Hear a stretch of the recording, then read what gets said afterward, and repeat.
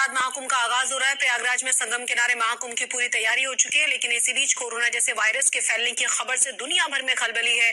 महाकुंभ में 40 करोड़ श्रद्धालु आएंगे और इसीलिए संक्रमण को लेकर सतर्कता भी बड़ी जरूरी है। आज यूपी के सीएम ने महाकुंभ के आयोजन और महाकुंभ में वायरस के खतरे को देखते हुए समीक्षा बैठक बुलाई है। जाहिर है इसमें तैयारियों का जायजा लिया गया है। फिलहाल पूरे देश में एचएमपीवी वायरस से संक्रमण के सिर्फ 7 केसेस सामने आए हैं, लेकिन यूपी सरकार है अलर्ट मोड पर।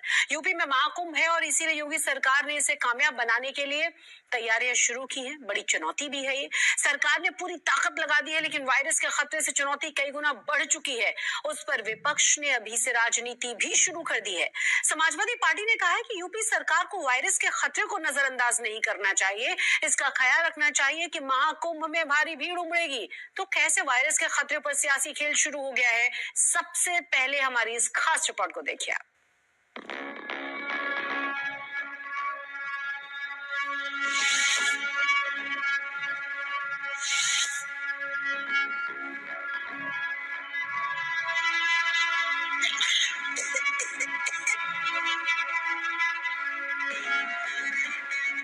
12 साल बाद वो शुभ घड़ी आती है जब प्रयागराज में महाकुंभ का महाआयोजन हो पाता है। एक बार फिर सनातन के सबसे बड़े आध्यात्मिक अनुष्ठान का मुहूर्त करीब आ रहा है। प्रयागराज में भव्य तैयारी हो चुकी है, अखाड़े सज चुके हैं, साधु संतों का मजमा लगने लगा है। लेकिन महाकुंभ के महाशुभारंभ से ठीक पहले दुनिया एक नए खतरे के खौफ में है। वो खतरा है सांसों पर हमला करने वाले एक वायरस का, जिसका नाम है ह्यूमन मेटान्यूमो वायरस यानी एचएमपीवी। हेल्थ एक्सपर्ट्स ने एचएमपीवी वायरस के बारे में यह स्पष्ट किया है कि यह वायरस कोई नया वायरस नहीं है। इसकी पहचान सबसे पहले वर्ष 2001 में हुई थी और कई वर्षों से ये विश्व भर में फैल रहा है। एचएमपीवी वायरस एक ऐसा वायरस है जो हवा के जरिए सांस लेते समय एक दूसरे में फैलता है। यह सभी आयु वर्ग के लोगों में संक्रमण का कारण भी बनता है। यह विशेष रूप से सर्दी और बसंत के मौसम के शुरुआती महीनों में अधिक देखा जाता है। इस वायरस की चपेट में इस वक्त चीन है, लेकिन जिस तेजी से ये फैल रहा है उससे पूरी दुनिया दहशत में आ गई है।